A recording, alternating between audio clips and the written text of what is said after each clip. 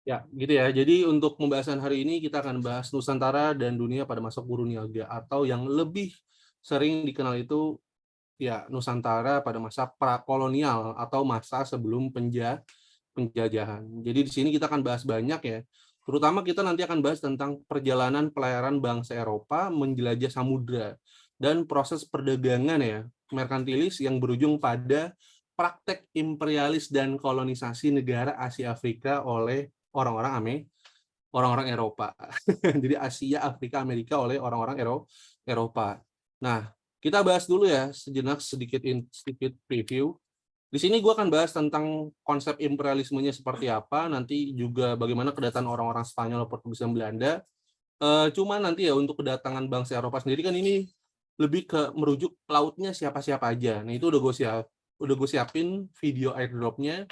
Nanti teman-teman tinggal nonton aja gitu. Bahkan bisa dibilang untuk masa kolonial ini ya, masa Kuruniaga ini udah ada videonya di YouTube Alternativa. Nanti setelah kalian belajar dari gue secara langsung, kalian nonton record, kalian juga nanti bisa nambahin catatan dari mana? Dari YouTube yang ngebahas tentang ini. Jadi ini sebetulnya udah gue bahas gitu. Gue sengaja bahas ini lebih dulu karena materi ini sebenarnya panjang banget dan kita bisa tahu banyak hal nih terkait kolonisasi, kondisi Eropa seperti apa, bahkan ya nanti kira-kira dampaknya terhadap perdagangan internasional gimana. Karena nanti ada konsep pasar terbuka, pasar tertutup kayak gitu. Yang itu sebetulnya dipelopori sama Inggris nanti. Tapi itu nanti kita ketemunya di masa kolonial Hindia Belanda. Nah, kalau di masa Kuruniaga kita nanti kenal dengan Verenigde Oost-Indisch Company atau siapa? VOC kayak gitu. Jadi kita bahas ini ya, lebih ke bahas tentang imperialisme kuno itu seperti apa kayak gitu. Oke. Jadi waktu kita nggak banyak nih untuk bahas tentang materi ini. Oke, kita lihat sini ya. Jadi sini ada paham yang berkembang terkait imperialisme dan kolonialisme, kemudian feodalisme dan merkantilisme.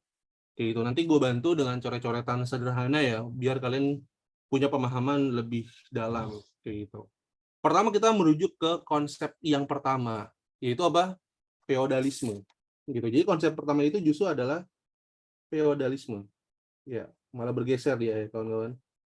Ya, jadi konsep pertama itu justru feodalisme. Nah, feodalisme itu jadi apa? Ya, jadi konsep sosial gitu ya. Jadi feodalisme itu tatanan sosial umum yang terjadi di Eropa. Gitu ya. Nah, jadi tatanan sosial. Jadi ini tuh ngebentuk hierarki kayak gitu ya. Nah, mirip-mirip kayak kasta di India. Cuman bedanya konsep hierarki dalam konteks feodalisme itu diukur bukan dari keturunan, tapi dari apa? Dari penguasaan tanah.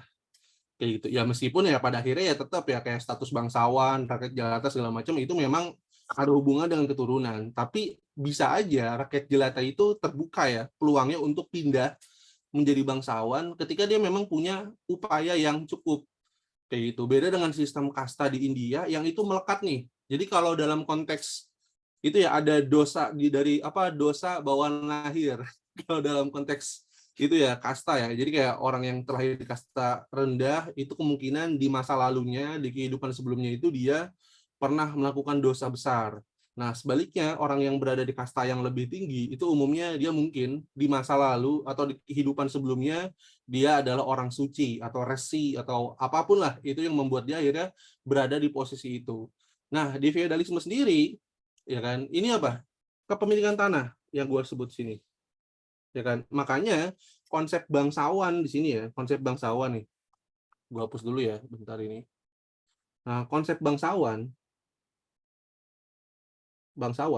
ini lekat banget dengan konsep yang ada juga di Indonesia itu apa tuan tanah gitu. Jadi bangsawan dalam konteks feodalisme itu bukan cuman keturunan kerajaan, bukan cuman keluarga kerajaan, tapi jauh dari situ dia adalah tuan tanah gitu. Jadi tuan tanah. Jadi siapa yang punya tanah banyak, nah itu disebut tuan tanah. Gitu. Nah, kalau di Indonesia itu ditambahin lagi nih, bukan cuma tuan tanah, tapi dia itu ada konteks apa nih? Konteksnya disebut apa? Centeng. Kemudian setan desa. Setan deh. desa. Nah, ini merujuk ke apa? Kata-kata ya, iya kan? Atau bisa kita sebut etimologi yang disebutkan oleh siapa? Oleh PKI. Jadi PKI itu menjuluki tuan tanah itu sebagai ini nih, bagi centeng setan desa. Gitu. Bahkan PKI pernah ngelis ya kan 7 setan desa. Siapa aja 7 setan desa? Kepala desa, kiai, PNS, ya kan? Ya kan PNS, terus tuan tanah, ya kan? Kemudian mandor, ya kan? Kemudian apa?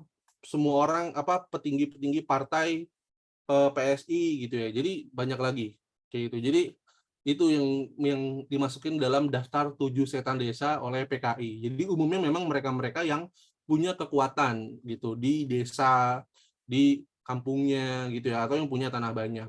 Gitu. Itu sebetulnya ya ada positif juga karena dari konsep ya tuan tanah yang ditentang sama PKI itu muncul aturan ya tentang tidak boleh ada pengosongan tanah gitu atau nggak boleh ada tanah kosong itu tapi berlaku cuma sampai 1976.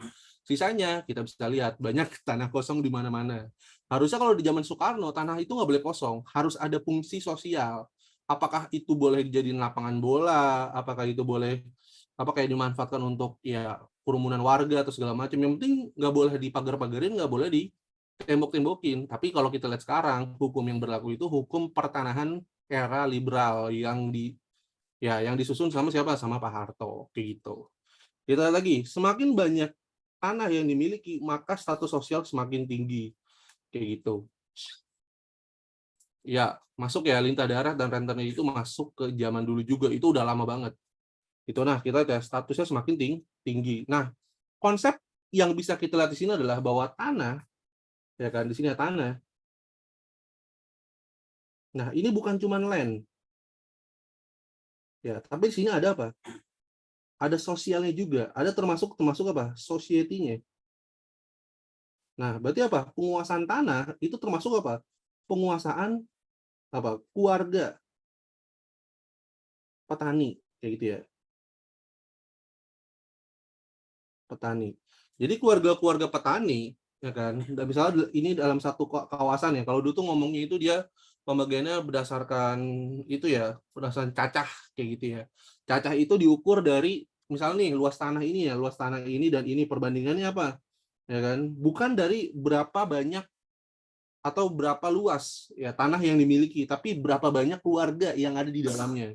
Misalnya di sini ada berapa? Ada 100 keluarga gitu kan. Sedangkan di sini dengan tanah yang kecil ada 300 keluarga. Nah, logikanya maka harusnya apa? Yang paling kaya itu yang 300 tanah yang 300 keluarga ini. Kayak gitu. Kenapa? Karena 300 keluarga ini akan bekerja dan nanti apa? Teksnya itu buat siapa? Buat bangsawan. Ya, teksnya buat bangsawan. Gitu. Jadi bangsawan tuh diuntungkan banget dengan semakin banyak keluarga yang hidup di tanah pedesaan. Gitu. Kenapa? Pajak itu dipungut. Ya, jadi teks ini dipungut dari mana? Dari hasil panen. Bentar ya. Hasil panen dan sewa tanah. Belum nanti apa? Upeti kerajaan. Nah, jadi hidup di zaman feodal itu nggak enak-enak banget. Kayak gitu. Ya kan karena banyak banget pajak yang harus dibayarkan oleh masyarakat dan konsep kepemilikannya itu bukan tanah individu di mana setiap orang itu punya sertifikat hak milik enggak tapi tanah ulayat atau tanah adat atau di situ apa tanah yang kepemilikannya itu bareng-bareng. Jadi misalnya apa kalau misalnya ada rumah A ditempati oleh keluarga B dan keluarga B itu pergi atau ya bisa bilang nggak balik lagi ke tanah A itu, maka si C itu nanti apa? Akan dikuasai oleh keluarga yang lain yang nanti ditunjuk oleh bangsawan itu ya kan. Jadi istilah tuan tanah itu melekat banget ya, dia yang punya tanah, dia yang punya semua hal yang berdiri di tanah itu, termasuk tanah pertanian, sungai, rumah dan keluarga yang menetap di tanah itu. Itu masih bisa kita lihat di mana? Di Yogyakarta. Ya kan di Yogyakarta tuh ada konsep apa? Tanah Sultan. Ya, jadi ada tanah Sultan. Di mana nih? Di Yogyakarta. Oke. Jadi di Yogyakarta, ya kan, kalau Anda hidup di daerah tanah sultan atau tanah punya pemerintah Jogja, maka Anda nggak punya tanah itu. Anda hanya punya hak guna bangunan. Jadi apa? Bangunannya yang Anda miliki, bukan tanahnya. Ketika misalnya sultan mau itu digusur, ya nggak ada kompensasi apapun, karena itu tanah milik sultan atau milik pemerintah Yogyakarta. Dan besarannya itu nggak kecil loh, sekitar 60% dari seluruh wilayah Provinsi Daerah Istimewa Yogyakarta. Bahkan kepemilikannya mungkin lebih besar ya kalau kita lihat dari persentase dari tanah negara yang dimiliki oleh pemerintah RI. Kayak gitu. Bahkan pemerintah DKI Jakarta aja punya tanah daerah itu nggak sampai 20% gitu, tapi Jogja bisa sampai 60% kayak gitu. Ya gitu ya. Bahkan ya konsep tanah negara itu ya maksudnya tanah milik sultan atau keluarga sultan kayak gitu. Berarti bangsawan otoritas penuh di suatu daerah. Betul banget, Adit, gitu ya. Dan sekarang masuk ke konsep yang selanjutnya, itu merkantilisme. Sistem yang mengedepankan perdagangan internasional, ya, dan melihat kekayaan suatu negara berdasarkan banyak emas yang dimiliki. Nah, sistem ini kemudian mendorong terjadi imperialisme dan kolonialisme di seluruh dunia. Itu, ya. Kenapa sih bisa terjadi seperti itu? Ya kan? Ini masuk ke konsep permintaan dan penawaran dan juga konsep nilai tukar yang digunakan saat itu. Ya kan? Pertanyaannya adalah kenapa kok emas gitu ya? Kenapa emas di sini? Ya kan? Nah, ini karena pada waktu itu ya mau Eropa, mau Asia, mau di Amerika atau mungkin bahkan di Afrika, ya kan? Nilai tukar itu didasarkan pada emas atau gold standar gitu ya. Itu apa gold standar. Gitu. Jadi jangan heran kok bisa ya bukan tukar paling mahal, bukan, tapi apa, emas yang jadi patokannya.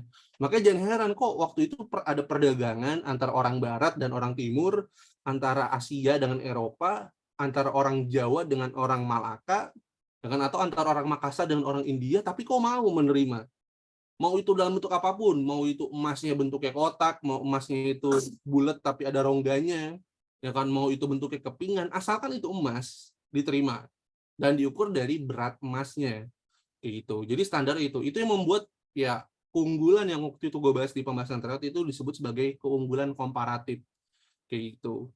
Jadi ada keunggulan yang memang nggak bisa nih ditandingi sama negara lain gitu. Misalnya Portugis punya cengkeh, Indonesia punya kapulaga. Ya kalau Indonesia mau cengkeh ya mau nggak mau dia harus belinya ke Portugis aja. Karena Portugis lah yang punya itu. Ya kan, itu disebut sistem perdagangan tertutup kayak gitu. Bahkan apa? Kalau Indonesia punya rempah-rempah, kita bahkan sampai merahasiakan banget ya kan cara penanaman seperti apa, bibitnya kayak gimana. Jadi yang kita kirim tuh bentuknya barang jadi. Gitu. Kalau sekarang kan lu bisa aja beli bibit apel dari Amerika terus ditanam di Indonesia. Tetap ngeklaimnya apa? Apel California, pepaya California, jeruk California, padahal mah udah ditanamnya di Indonesia. Nah, semua itu nggak berlaku pada sistem merkantilisme atau perdagangan tertutup. Usaha-usaha ya kan yang bakal meruntuhkan monopoli perdagangan, nah itu nggak boleh. Bahkan Belanda sendiri apa, ketika ada overproduksi ya kan, kita belajar di VOC, ketika ada overproduksi, misalnya apa, ini Maluku ya, misalnya kan Maluku nih daerah sentra ini ya, rempah-rempah, misalnya apa, harusnya kapasitas rempah-rempah itu 50 ya, 50 ini permintaannya ya kan, ini demand-nya, tapi kenyataannya supply-nya itu ada 150. Apa yang terjadi? Kalau barangnya lebih banyak dari permintaannya, maka harga turun kan. Nah, Belanda akan apa? Membakar ini semua. Ya, jadi ini bakal dibakar nih, di burn. Kalau bahasa kripto di burn ya. Nah, di burn, dibakar. Jadi apa? Sisa mungkin apa? 40 supply. Karena apa? Dia nggak peduli seberapa stok yang dimiliki, tapi apa? Lebih peduli seberapa mahal barang itu dibeli. Nah, kalau kita sini apa, permintaan 50, supply 40, pasti lebih mahal ketika supply 40. Meskipun itu harus membakar tanah milik rakyat, tanaman-tanaman milik rakyat, itu dilakukan oleh Belanda. Itu dalam sistem merkantilisme. Ya kan? Intinya apa? Bagaimana caranya kekayaan suatu negara itu bertambah cukup pesat. Perdagangannya tertutup dan perdagangan itu dilakukan oleh negara, bukan lewat sistem pasar bebas.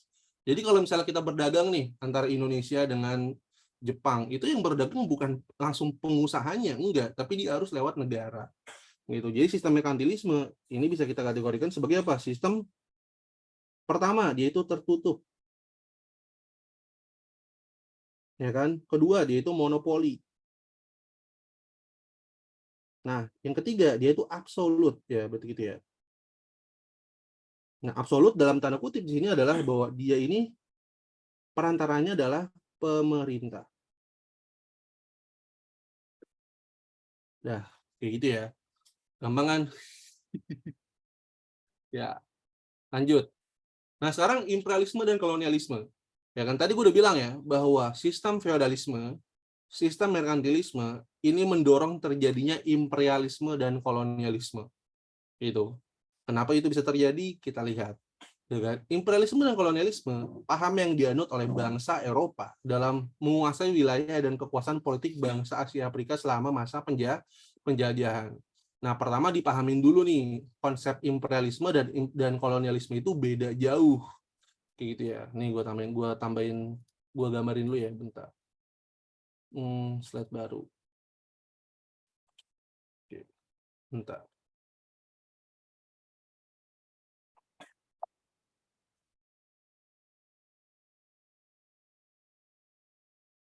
Nih, gue gambarin dulu ya. Oke. Ya kan? Pertama kita lihat ya bahwa konsep ya kan imperialisme dan kolonialisme itu berbeda. Ya kan? Di sini ada imperial, ini ya. Oke, berarti ini belum nih. Oke, pertama di sini ada imperial ya. Ya kan? Dan di sini ada kolonial. Nah, konsep imperialisme ini apa? Penguasaan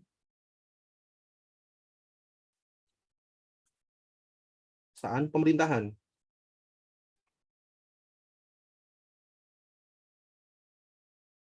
gitu ya. Sedangkan kolonialisme adalah penguasaan. Nah, penguasaan apa nih? Penguasaan ekonomi. Bisa dibilang kayak gitu ya. Atau bisa juga apa? Penguasaan tanah aja gitu ya. Tanah tak bertuan. Nah, makanya kalau kita lihat di sini ya, konsep imperialisme inilah yang sebenarnya disebut sebagai penjajahan. Gitu. Jadi penjajahan itu ini ya, penjajahan. Nah, kalau konsep ini yang tanah tak bertuan itu bukan kolonialisme, ya kan? Ini adalah apa? Bukan penguasaan juga sih ya. Tapi bisa bilang apa? New World lah kalau misalnya kita ngambil frase dari penguasaan Amerika. Jadi New World gitu ya. Atau tanah atau dunia baru. Nah, konsep imperialisme ini identiknya ya untuk apa? Negara negara-negara di Asia Afrika.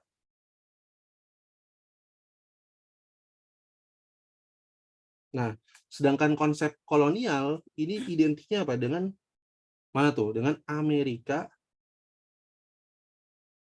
dan Australia. Kayak itu, ya kan? Jadi apa? Ketika orang-orang Inggris datang ke Australia, mereka itu menyebut bahwa mereka itu punya wilayah koloni. Artinya apa? Mereka memindahkan penduduk mereka dari Inggris, kemudian mereka membentuk rumah-rumah pemerintahan, perkampungan, perkotaan baru. Di mana? Di Australia. Karena mereka beranggapan bahwa Australia ini benua kosong. Meskipun ada manusianya, yaitu orang aborigin. Gitu ya. Tapi orang aborigin sendiri itu nggak dianggap sebagai manusia. Karena mereka nggak punya pemerintahan secara politik, mereka nggak ada tentara, ya kan, mereka nggak ada usaha untuk hidup seperti manusia yang dalam tanda kutip ya pandangan orang-orang Eropa, enggak. Jadi mereka tuh disebut sebagai orang-orang liar kayak gitu. Kalau disebut belum merdeka enggak juga. Orang-orang aborigin itu merdeka gitu. Makanya mereka lebih disebut sebagai aborigin gitu ya. Jadi apa? Dari kata origin atau apa? Tidak ada asal usul. Ini asal usul. Nah, ini lebih rendah dari sebutan primitif sebetulnya. Kayak gitu. Jadi ini lebih rendah dari sebutan primitif. Gitu. Sedangkan konsep imperial itu apa?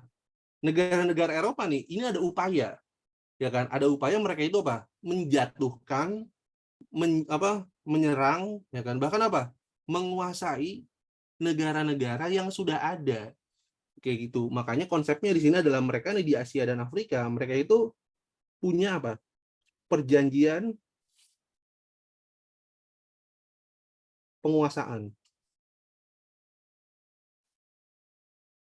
Nah, ya kan atas wilayah. Nah, contohnya apa nih? Kalau kita ngeliat di Indonesia ya, sini ada perjanjian apa nih? Kalau misalnya perjanjian ini deh, ketika Belanda itu menguasai Makassar, itu namanya apa? Perjanjian apa? Coba, ada yang bukan Saragoza dong. Bukan. Apa? Coba kita tanya ke Iksan. Apa, San?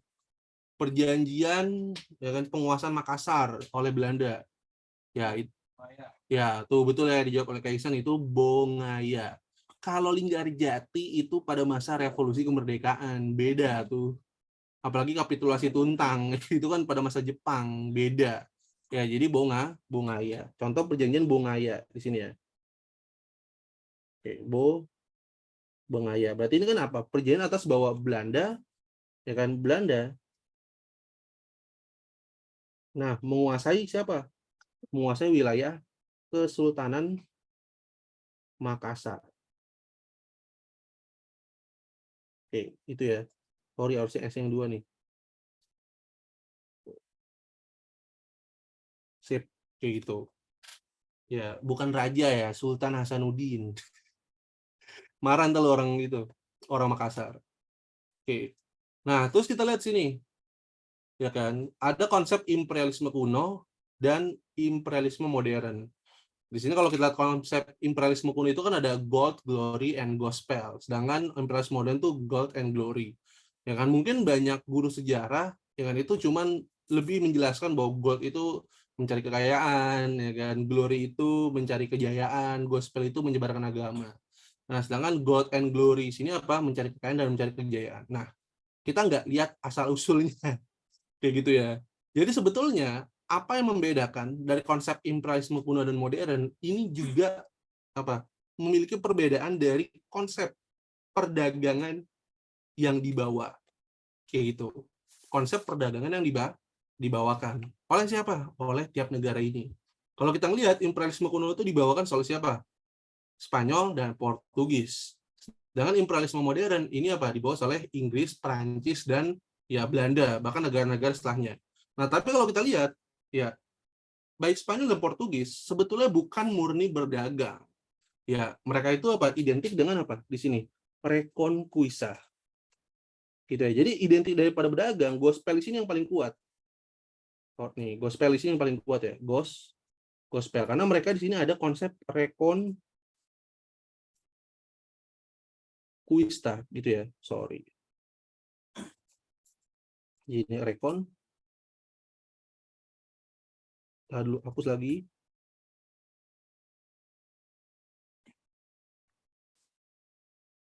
Reconquista gitu. Atau di sini apa? Balas dendam. Oke. Atau kadang disebut sebagai penaklukan kembali. Penaklukan balik. Gitu ya. Jadi sebenarnya mereka itu identiknya dengan ini. Itu. Nah, sedangkan imperialisme modern ini identik dengan apa? Ya kan? Identik dengan ya kan, perdagangan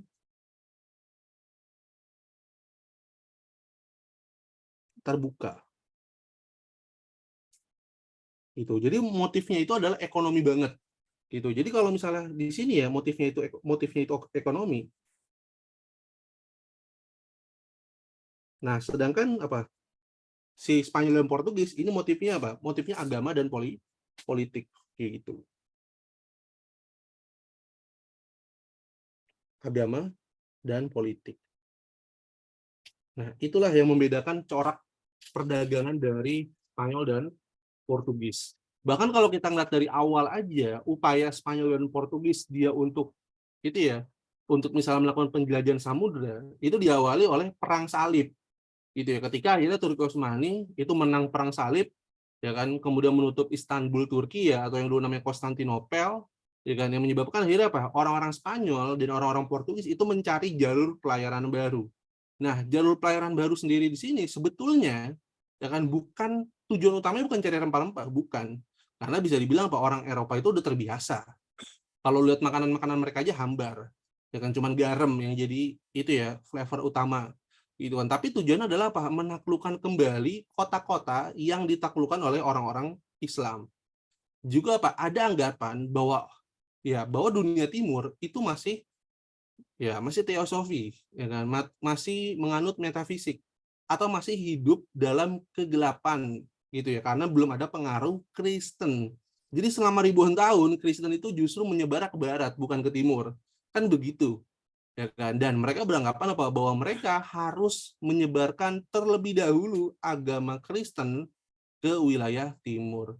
Dan ternyata mereka kaget ya kan, mereka kaget karena ternyata apa, ketika mereka sampai ke India, India itu Islam ya, tahu kan apa, India itu Islam. Ternyata apa, ada kesultanan apa, ayo di India apa namanya, apa tuh, kesultanan apa, Mughal, betul ya Nafis. Kemudian apa, di Asia Pasifik ada kesultanan Jawa, ada kesultanan Makassar ya kan, kemudian apa, ada Malaka ya kan, bahkan Thailand sendiri sebelum yang sekarang terkenal sebagai kerajaan Buddha ya, itu awal-awal yang paling terkenal itu Thailand Selatan, itu apa, Pattaya gitu kan. Nah lu bayangin ya kan, ternyata apa, justru dunia Islam itu menyebarnya ke timur dulu bukan ke barat. Jadi anggapan orang barat adalah bahwa Islam itu berusaha disebarkan ke barat, tapi padahal Islam itu lebih dulu disebarkan ke wilayah timur. Jadi usaha untuk mendirikan kota-kota Kristen itu gagal. Makanya kalau kita lihat di sini ya, nih di sini nih, negara-negara yang dijajah sama dua negara ini cenderung Katolik banget ya kan. Contoh apa, Spanyol, dia ngejajah siapa di sini, oh di Asia, Filipina ya kan. Sedangkan apa, di sini dia ngejajah apa nih, Amerika Latin. Amerika Latin. Nah, ketika dijajah oleh dua negara ini ya kan, itu benar-benar semuanya itu berubah. Orang Filipina ya kan, nama daerahnya hilang ya kan, kepercayaan lokalnya habis, semuanya akhirnya apa, serba Katolik kayak gitu. Amerika Latin sama Amerika beda kan, beda gitu ya. Amerika Latin tuh merujuk ke wilayah benua Amerika bagian selatan ya. Kalau Amerika bagian utara itu Amerika Serikat, Kanada gitu. Kalau Amerika Latin tuh kayak kayak Portugal, Portugal, Uruguay, Paraguay, Peru, Chili itu ya kan. Nah, itu umumnya beragamanya apa, Katolik Roma yang disebarkan sama Portugis dan juga Filipina sih sama. Nah, tapi kalau kita lihat ya, dua negara ini ya kan, Inggris dan Belanda, motifnya itu cuma ekonomi kayak itu. Makanya apa? Coba kita lihat ya. Apa alasan ya kan, penjajahan Spanyol dan Portugis itu terhalang atau enggak sebesar Inggris dan Belanda? Ya karena dia mainnya motif agama. Ini tuh. Jadi apa? Agama yang jadi apa? Jadi alasan utama. Sedangkan Inggris dan Belanda ya kan, itu apa? Hanya motif ekonomi kayak gitu. Makanya kalau kita lihat ya, negara mayoritas jajahan Inggris itu apa? Negara jajah mayoritas jajahan Inggris dan Belanda ya kan, itu nggak ada upaya ya. Nggak ada nih transformasi agama.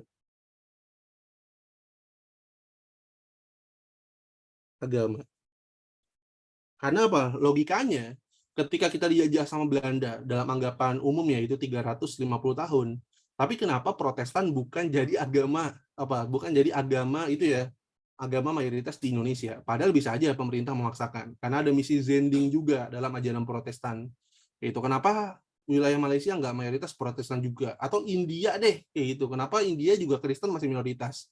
Karena memang pemerintah nggak menjadikan itu program politik dan sosial ya kan. Adapun penyebaran agama Kristen seperti Protestan itu dilakukan murni oleh misi Jesuit atau misi penyebaran agama yang nggak disponsori sama pemerintah kolonial gitu. Jadi apa, untuk urusan agama pemerintah itu sekuler gitu. Jadi imperialisme Modern itu apa? Sekuler.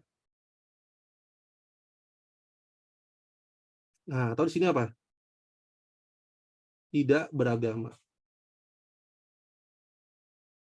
Nah, jadi apa? Tidak beragama dalam urusan apa? Urusan sosial. Oke, itu ya teman-teman. Sing penting cuan, betul. Itu Nafis. Nah, kemudian kita lihat ya, kondisi Eropa prakolonial atau sebelum penjajahan. Itu ada jatuhnya Konstantinopel, muncul Renaissance, sampai kebutuhan akan rempah-rempah. Ya, ini sendiri yang sebetulnya nggak terlalu gue sepakatin yang ini nih. Jadi ini nggak, banyak sejarawan juga nggak sepakat tentang terkait alasan ini. Itu karena yang tadi gue bilang, kalau kita lihat sini ya ada rempah-rempah segala macam, kan itu nggak terlalu ya jadi budaya baru bagi orang-orang Eropa. Orang-orang Eropa tetap aja makanannya itu apa?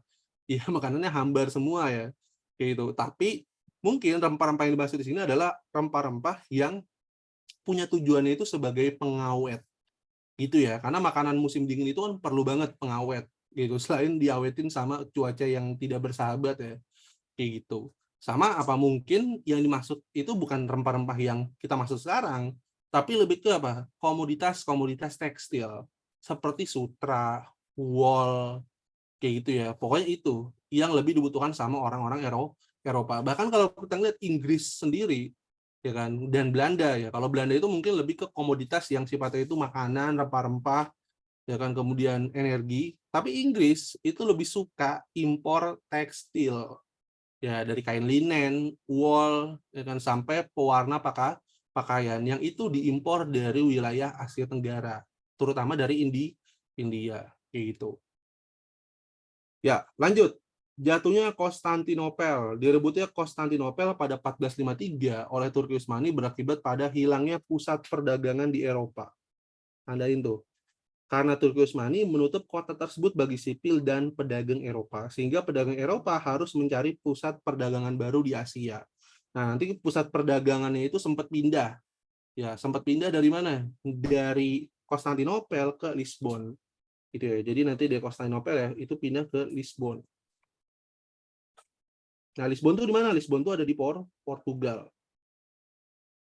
Nah, nanti Lisbon ditutup nih. Lisbon ditutup.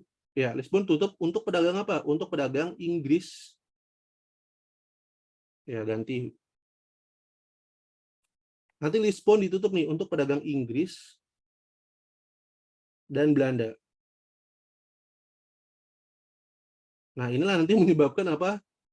Ya, pelayaran jalur 2 atau pelayaran jilid 2 gitu ya.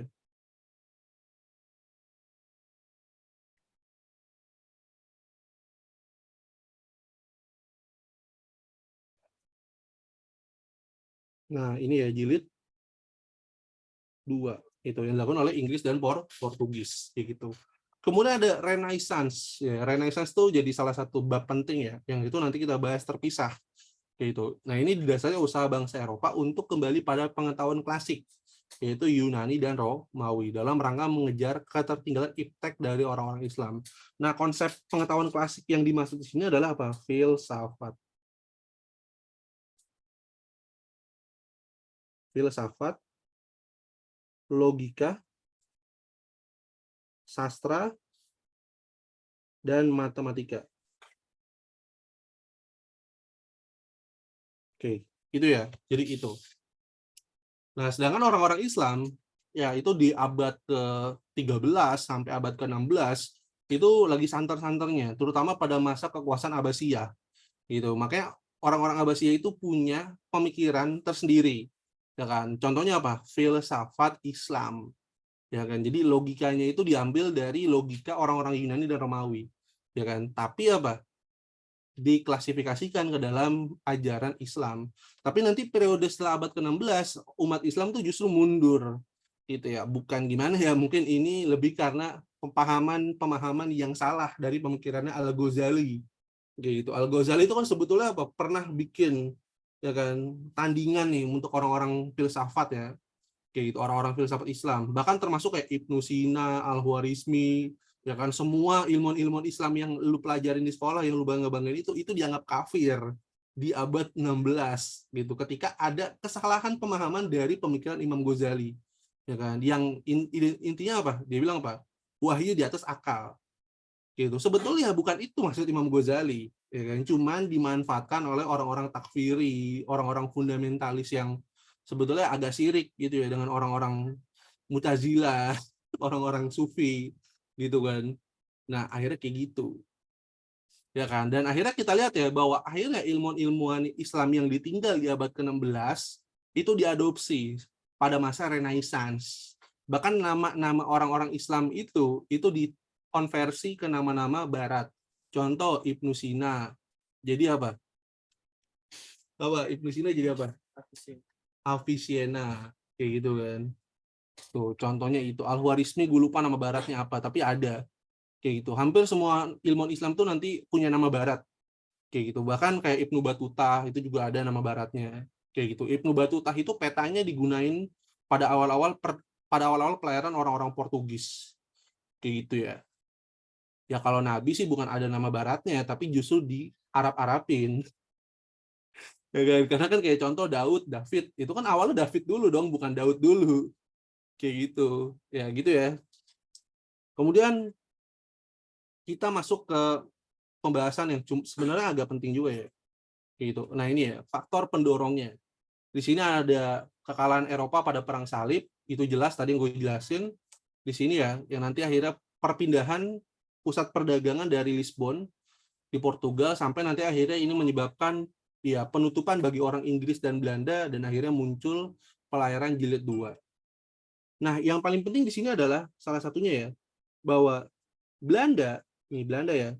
Belanda itu bukan negara sebetulnya awalnya. Belanda itu adalah apa? 17 provinsi. Oke, kita ganti ya, kawan-kawan. Jadi Belanda itu adalah 17 provinsi di Spanyol. Di Belanda itu 17 provinsi di Spanyol. Yang kemudian merdeka menjadi Belanda. Nah, nama Belanda sendiri itu bukan dari orang-orang barat gitu ya. Nama gimana ya gue nyebutnya ya. Tapi ini sebetulnya bahasa Jawa. Itu artinya blonde gitu ya. Jadi Belanda itu blonde artinya. Itu dari bahasa Jawa gitu. Ya kan, di dunia ini cuma dikenal Netherlands atau Holland kayak gitu ya. Jadi bukan nama Belanda itu nggak ada gitu sebetulnya. Itu sebutan orang Jawa terhadap orang-orang barat. Ya kan, terutama orang-orang Netherlands, Holland gitu ya. Jadi sebetulnya itu jadi dari kata blondo ya kan, atau londo gitu, atau blonde. Dah kayak gitu ya. Gitu. Jadi Belanda itu adalah 17 provinsi di Spanyol yang merdeka. Nah, kenapa akhirnya Inggris itu ikut-ikut kena gitu? Karena Inggris itu ngebantu Belanda dalam upaya dia merdeka dari Spanyol. Jadi Acts East Netherlands was, nanti ada kan di pergerakan nasional, itu adalah apa? Perayaan kemerdekaan Belanda bukan dari Perancis, tapi dari Spanyol. Gitu ya. Jadi Belanda itu pernah dijajah ya, atau pernah ngerasain sebagai wilayah yang mereka anggap mereka itu dijajah sama Spanyol. Sama kayak tahu kan Barcelona yang mau lepas dari Spanyol, Catalunya ya kan. Itu mungkin nasibnya begitu kalau dia merdeka. Gitu, nanti dia bikin negara sendiri. Ya, kayak gitu.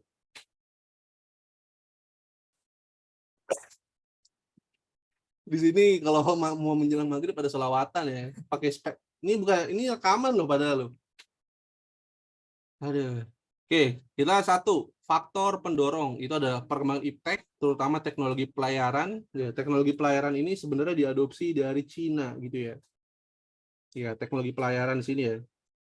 Kita lihat teknologi pelayaran ini yang sebenarnya itu diadopsi dari Cina. Jadi sebetulnya Cina itu udah dari dulu, ya kan? Dari dulu teknologi diakui dari Cina dan Indonesia. Ya Indonesia itu terutama dalam konstruksi layar kapal.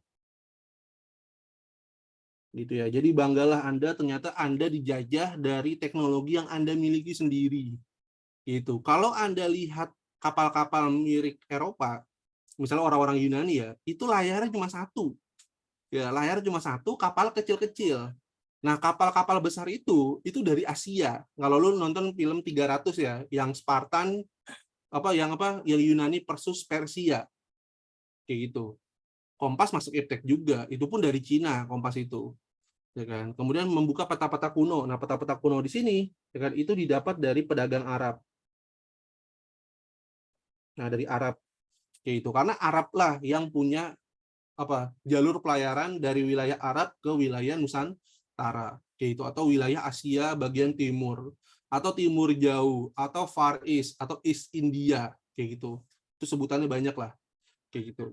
Kemudian kekalahan Eropa pada perang salib ini udah jelas ya, ini sebetulnya bukan lebih ke motif agama, tapi karena memang mereka itu terhalang akses secara ekonomi gitu ya. Jadi ini dampak ekonominya berat. Dampak ekonomi. Jadi kalau segala sesuatu itu dikait-kaitin sama agama itu ya nggak salah sih gitu kan. Tapi sebetulnya ya itu cuma dijadikan framing gitu, biar masyarakat itu lebih gigih gitu kan, lebih punya greedy kayak gitu. Jadi akhirnya mau berjuang nih demi pemerintah dengan alasan agama. Dan bukan cuma sekarang aja, dari dulu itu dijadikan alasan untuk penguasa untuk menyerang wilayah lain, alasan penguasa untuk mengerahkan pasukan. Nah, itu dilakukan oleh ya pemerintah ya dengan bawa-bawa agama ya kayak gitu. Kemudian berkembangnya wabah sampar ya yang mengakibatkan setengah penduduk Eropa tewas. Nah, di sini pelayaran ke Asia kemudian banyak dilakukan karena obat penyakit tersebut berada di Asia. Wabah itu dikenal dengan Black Death gitu ya. Nah, di sini ya kalau nggak salah dari 80 juta, dari 80 juta ya, 80 juta penduduk Eropa ya.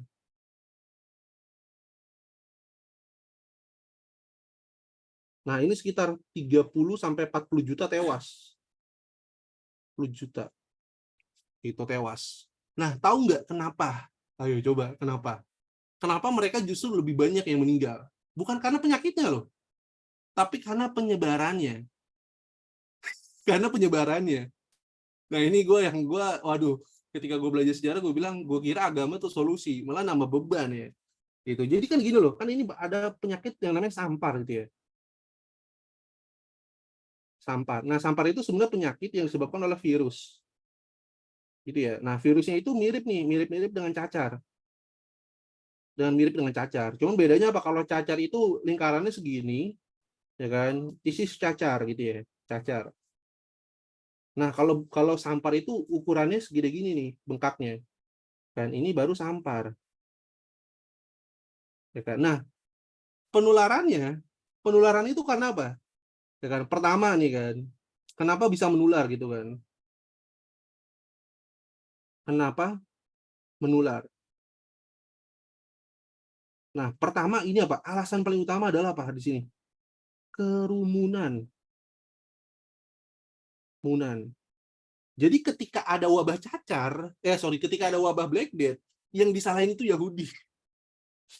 Yang disalahin itu Yahudi. Ya kan, di Eropa nih, itu malah justru banyak pemburuan orang-orang Yahudi yang dilakukan oleh orang-orang Katolik. Ya kan? Jadi apa? Penyakit ini ya kan, Black Death ini, Black Death.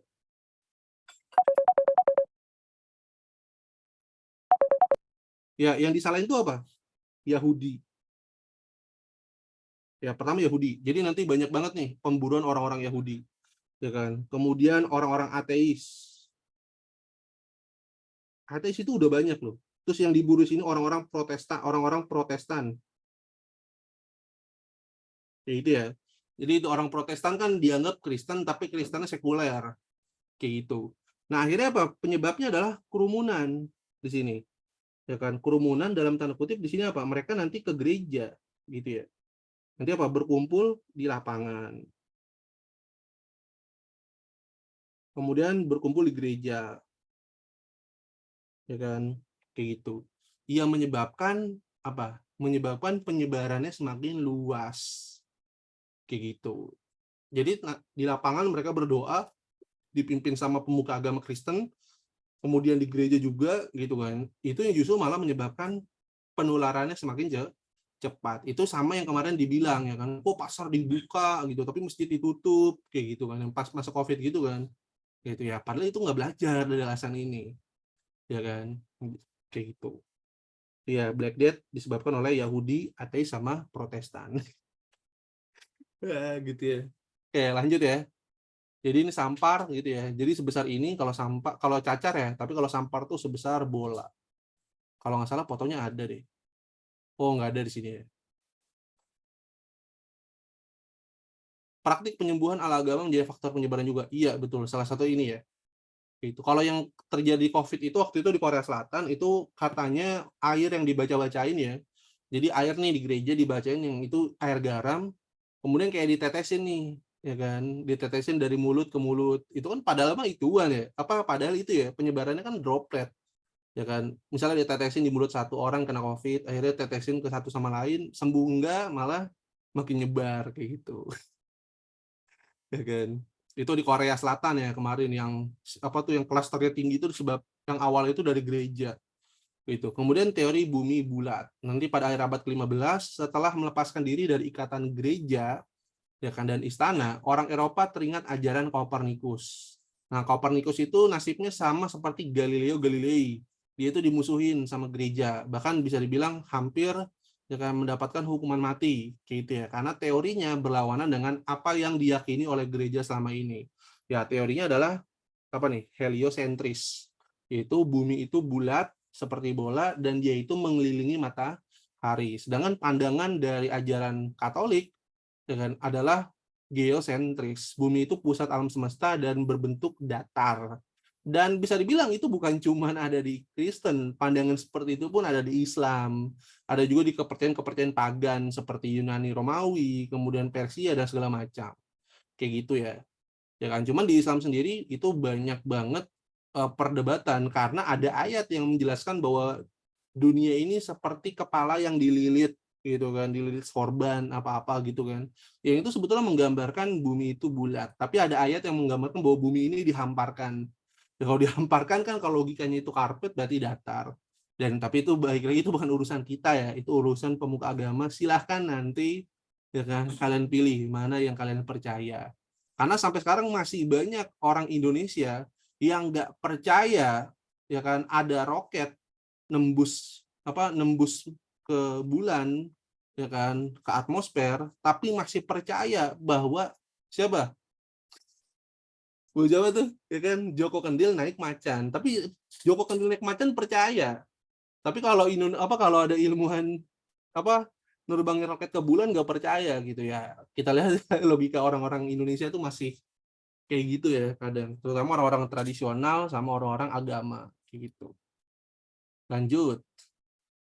Oke, Spanyol Portugis gitu ya. Dalam usaha untuk mencari pusat rempah-rempah dunia yang konon berada di timur penjelajahan samudra, ya kan ini kan nanti apa?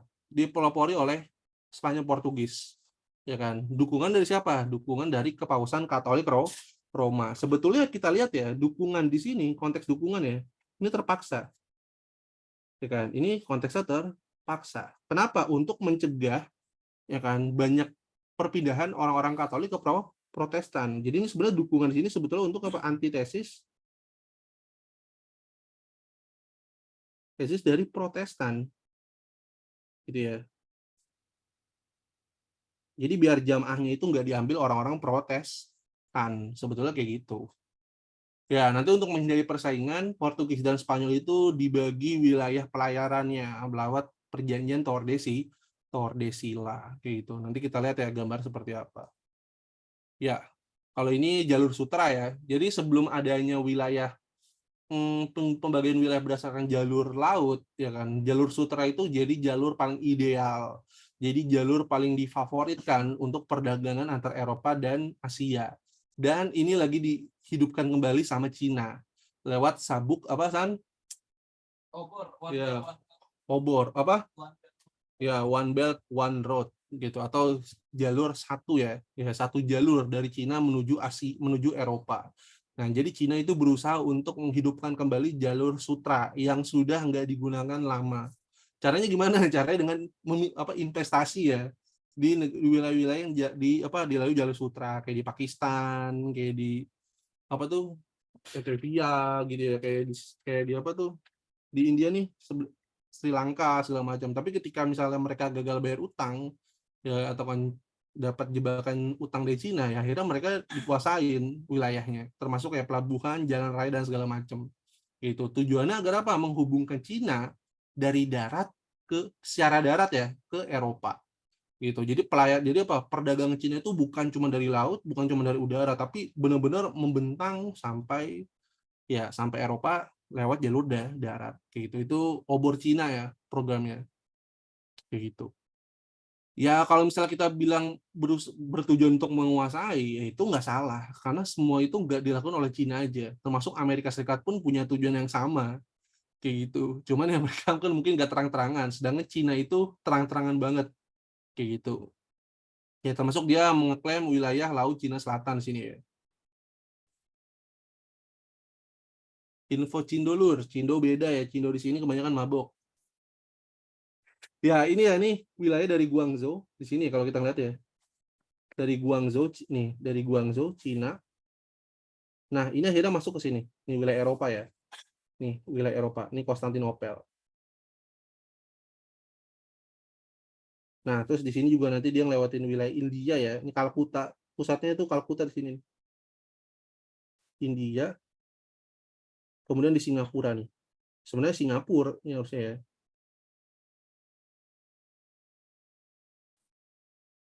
Kayak gitu. Jadi ini wilayah-wilayah yang mau dikuasai oleh Cina. Itu makanya Singapura itu benar-benar minta banget di backup sama Amerika Serikat sama blok barat kayak gitu, termasuk wilayah-wilayah pro barat yang ada di Asia Tenggara, termasuk kayak Thailand, Filipina, ya kan, itu benar-benar minta banget di backup sama Amerika Serikat. Itu bisa kelihatan ya di wilayah Asia Tenggara, meskipun Indonesia itu nggak memihak siapapun ya, karena kita punya eh, ya pandangan luar negeri yang berbeda. Pandangan luar negeri kita kan itu negara apa bebas aktif ya kayak gitu, jadi kita nggak memihak siapapun, tapi bisa dilihat bahwa kita dikelilingi oleh pangkalan militer Amerika Serikat dan negara-negara barat kayak gitu. Ada sekitar 43 pangkalan militer yang mengitari Indonesia, dari wilayah selatan yang paling dekat itu di Darwin Australia, kemudian di Singapura, dan juga di Filipina dan Thailand kayak gitu. Ya makanya kemarin ada yang bilang kalau misalnya kita perang kita bakal pro Cina. Nggak mungkin. Kalau kita perang pasti kita larinya ke Australia, ke Amerika Serikat. Karena sejak awal kita memang sudah di framing seperti itu. Kita dibikin ketergantungan. Bahkan senjata-senjata kita itu semuanya hampir semua dari Amerika Serikat. Ketika kita mau ngambil senjata dari Rusia nih, kayak kemarin ya Sukhoi 35, itu sama Amerika Serikat diancam. Kalau misalnya ngambil Sukhoi, semua senjata Indonesia yang buatan Amerika itu nggak bakal disuplai dari apa? Ya dari mekaniknya, dari suku cadang, dari peluru, ya kan, bahkan maintenance untuk alutsista itu nggak akan didukung lagi oleh Amerika Serikat, dan itu pernah kejadian 1973 gitu ya. Kalau ada World War 3 ya gue yakin Indonesia pasti netral. Cuma nanti Indonesia bakal jadi wilayah pertempuran, terutama Cina sama Australia kayak gitu. Ya, ini peta pelayaran ya, orang-orang Portugis dan orang-orang Spanyol. Jadi kita lihat ya bahwa perjanjian awal itu kan Tordesillas. Kayak geser ya. Ya, Tordesillas, inget nih. Ya, Tordesillas intinya apa? Bahwa Spanyol ini berlayar ke barat, kemudian Portugis ini ke timur. Nah, nanti ketemunya mereka di Maluku nih, di sini. Ya, ketemunya di sini,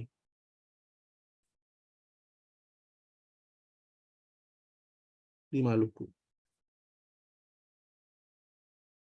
Ya, kayak gitu. Ya, zaman Soekarno kita nggak pro Soviet juga gitu. Ada kalanya kita pro Amerika, ada kalanya kita pro Soviet. Tergantung nih kita lagi ngambek sama siapa gitu. Kalau kita lagi ngambek sama Amerika ya kita ke Soviet. Tapi kalau kita lagi ngambek ke Soviet kita nanti dekat Amerika. Karena pemerintahan Soekarno sendiri itu ya kan itu dekat banget sama John F Kennedy. Dan asal usul ya kan, dan bahkan alasan kita merdeka itu karena Amerika Serikat.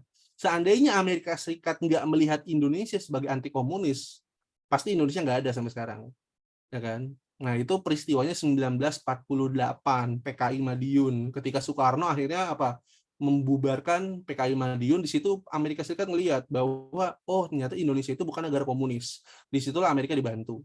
Kemudian Amerika Serikat ngebantu banget Indonesia ketika kita ngerebut Irian Barat.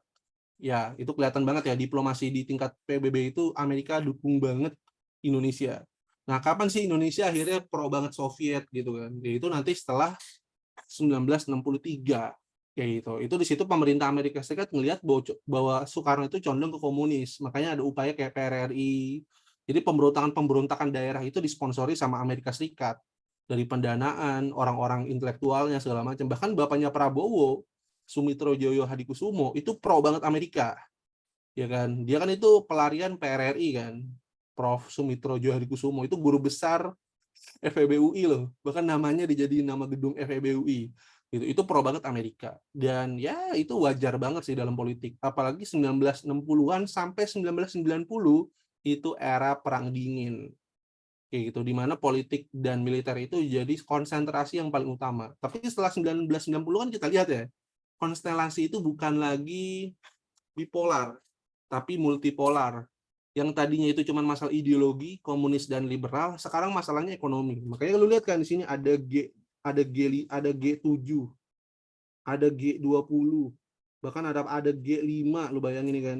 Terus ada GG, banyak lah GG lagi tuh. Ya kan? Ada G itu, pokoknya ada GG semua dah. Itu kan G itu artinya apa? Government. Ya kan? Government tuh government 7, government 20, government 5. Ya kan? Itu siapa? 7 pemerintahan secara ekonomi terbesar di dunia. G20, pemerintah dengan 20 ekonomi terbesar dunia. G5, itu pemerintah dengan 5 terbesar dunia. Jadi kalau G7 itu termasuk Rusia dan Cina. Tapi kalau G5 itu Cina dan Rusia nggak masuk. Jadi cuma Eropa doang. Kayak gitu. Ya kan? Nah kalau G20 itu termasuk ada Afrika Selatan, ya kan? Kemudian ada Jepang, ada Australia, kayak gitu. Kalau G5 itu cuman Amerika Serikat, kalau nggak salah Amerika Serikat, Inggris, Prancis, Kanada, ya kan. Satunya apa lagi tuh gue lupa. Apa Italia atau apa, pokoknya itu. Ya kan.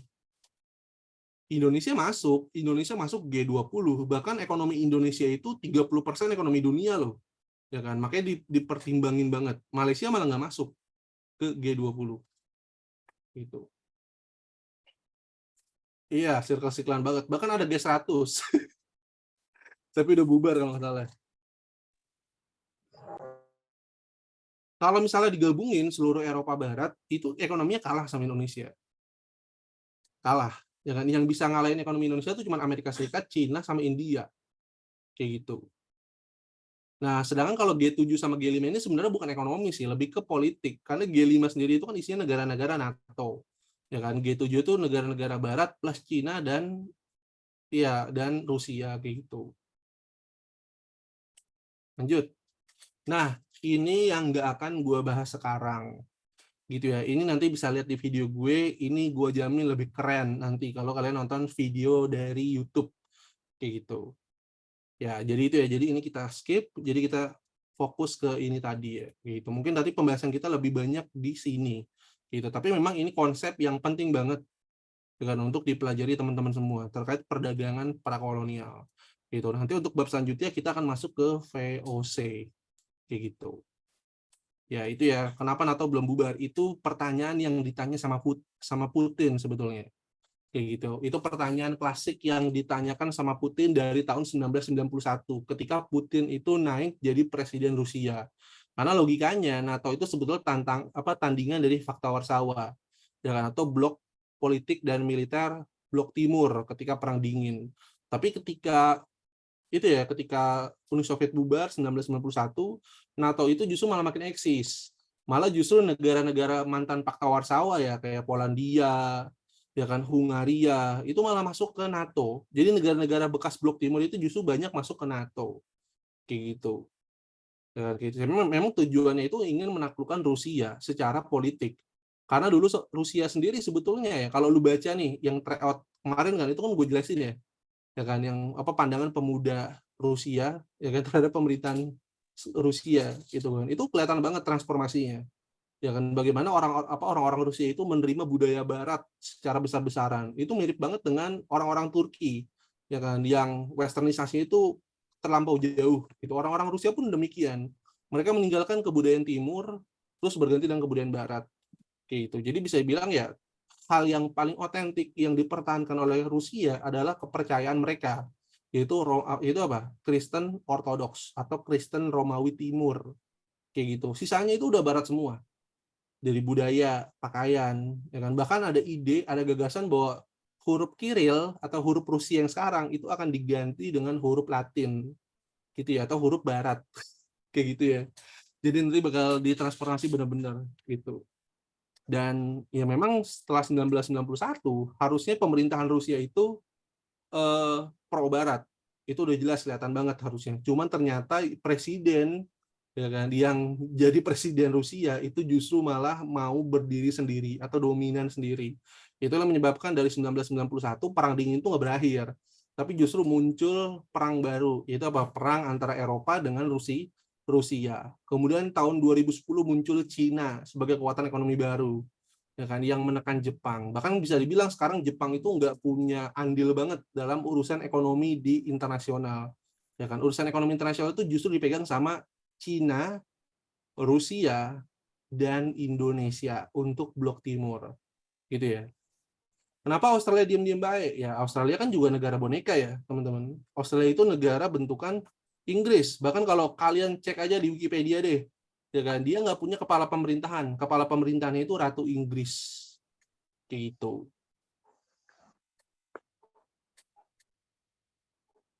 Iya, Israel kayaknya bakal sih. Gitu.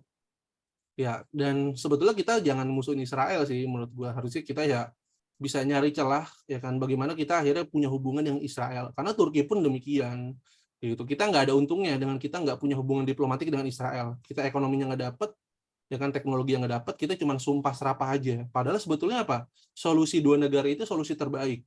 Kalau kita maunya Israel hilang dari muka bumi ini, terus adanya cuma Palestina aja, itu utopia. Ya, itu khayalan yang omong kosong, nggak akan pernah terjadi sampai kapanpun. Kayak gitu. Bahkan apa?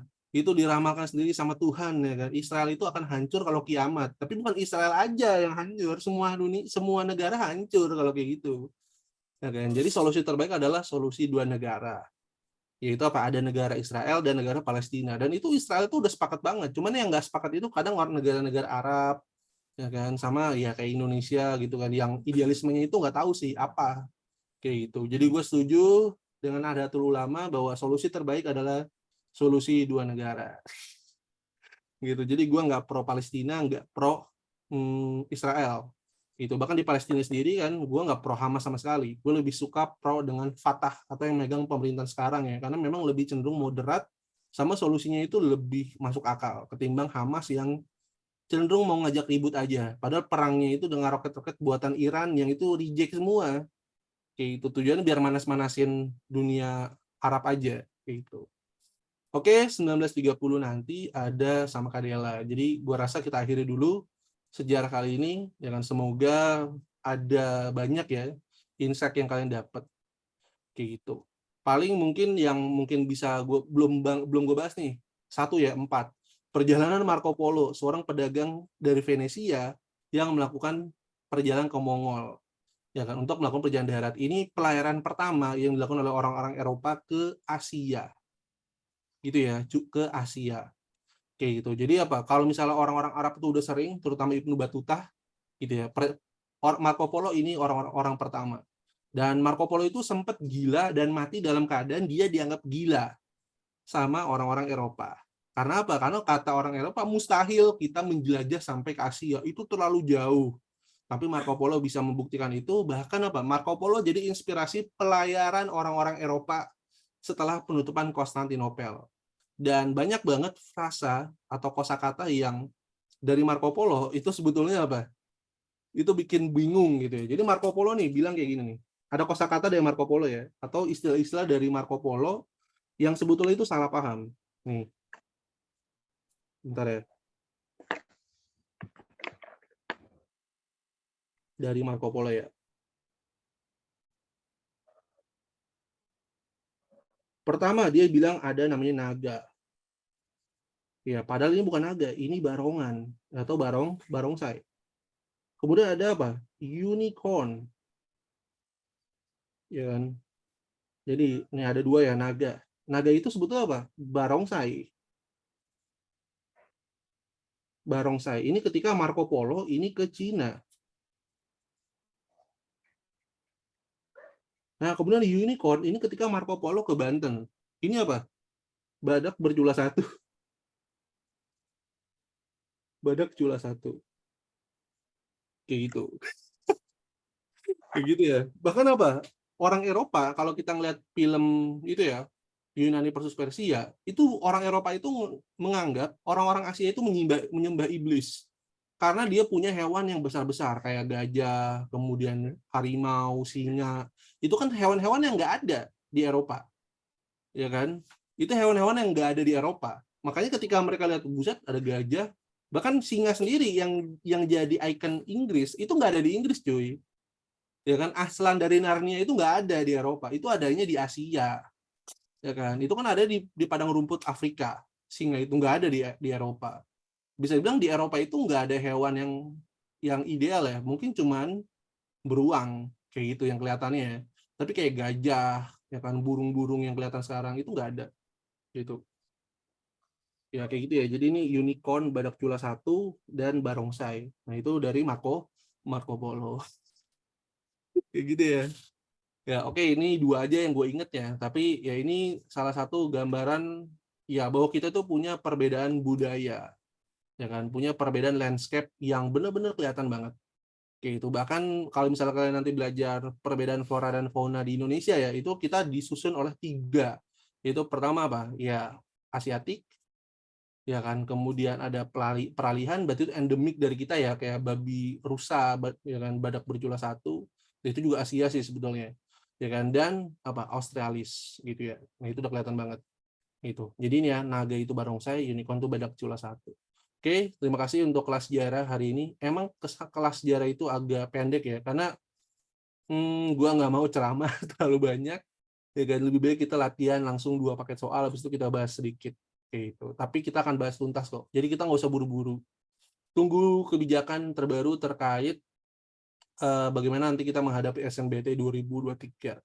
Itu yang jelas gue nggak akan merugikan salah satu pihak, tapi akan ada pilihan gitu ya, akan ada pilihan bagi kalian yang mau fokus SNBT atau kalian yang mau tetap survive juga sampai mandiri. Ya, terima kasih. Assalamualaikum warahmatullahi wabarakatuh. Sampai jumpa buat teman-teman semua. Sehat selalu, ya bahagia selalu, dan jangan lupa ya catatan dan airdropnya. Assalamualaikum warahmatullahi wabarakatuh. Om Swastiastu, Namo Buddhaya, Sang Hyang Widi, Om Santi Sati, Om Rahayu. Salam Indonesia, salam lestari.